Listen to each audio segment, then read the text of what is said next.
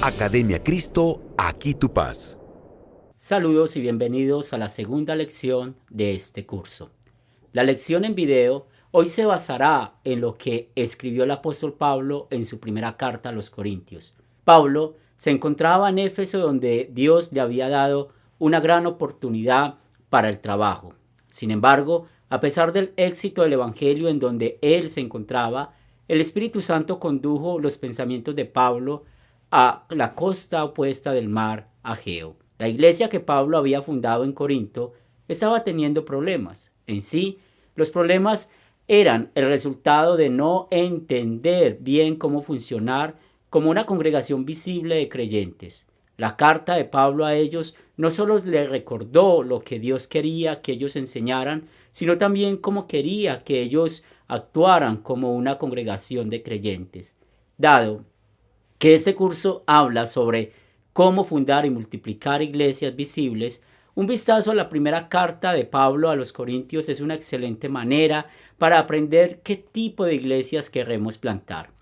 En esta carta, Pablo inmediatamente menciona un problema en Corinto. Ellos llegaron a estar muy enfocados en sus líderes temporales y se olvidaban de la esencia de su fe, por lo cual Pablo dirige su enfoque de nuevo a lo que una congregación de creyentes debe ser. Nosotros predicamos a Cristo crucificado. Este fue el mensaje de Pablo cuando él fundó la iglesia en Corinto. Y esto debía seguir siendo su enfoque. Dios también quiere que este sea nuestro enfoque cuando fundamos y guiamos congregaciones de creyentes. Él quiere que seamos cristocéntricos, es decir, que nuestro enfoque siempre sea Jesús. En la primera sección de su carta, Pablo también comparte un recordatorio clave sobre este mensaje, que es poderoso. No es el mensajero, sino el mensaje que hace creyentes. Vemos esto cuando Pablo dice: el mensaje de la cruz es ciertamente la locura para los que se pierden, pero para los que se salvan, es decir, para nosotros, es poder de Dios. Y Dios dispuso salvar a los creyentes por la locura de la predicación. En el próximo capítulo, Pablo nos recuerda que es el Espíritu Santo quien ilumina al que está espiritualmente ciego por medio de este mensaje.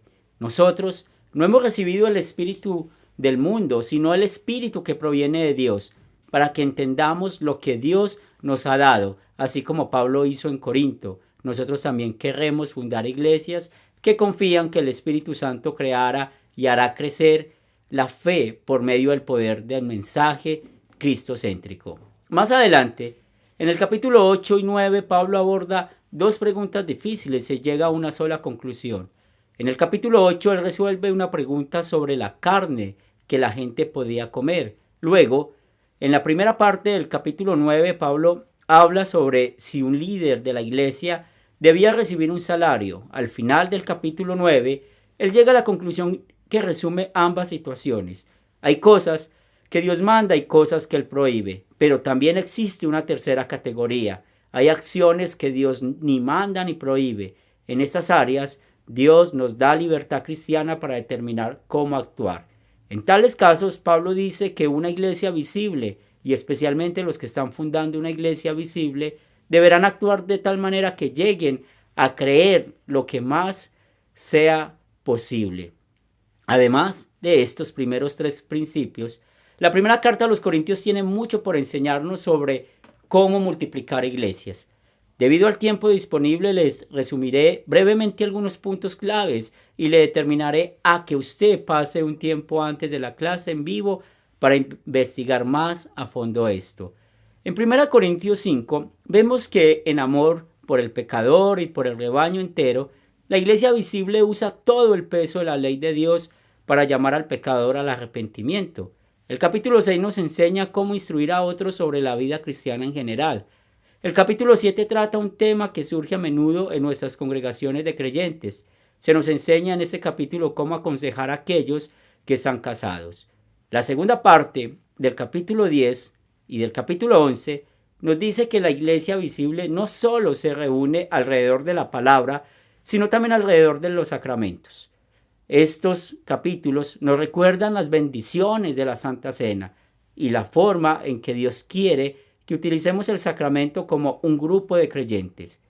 En la primera parte del capítulo 11 Se nos recuerda del liderazgo especial que Dios ha dado al hombre en la iglesia visible. Los capítulos 12, 13 y 14 hablan sobre usar los dones espirituales que Dios nos ha dado en amor como el cuerpo de Cristo. Y finalmente el capítulo 15, conocido como el gran capítulo de la resurrección, nos recuerda que la resurrección de Cristo es la base de la esperanza que tenemos. Sé que es mucho para repasar. En su clase en vivo, su instructor resumirá todo esto en 4 exhortaciones principales para el que quiere multiplicar iglesias. Que Dios les bendiga en su estudio de su palabra.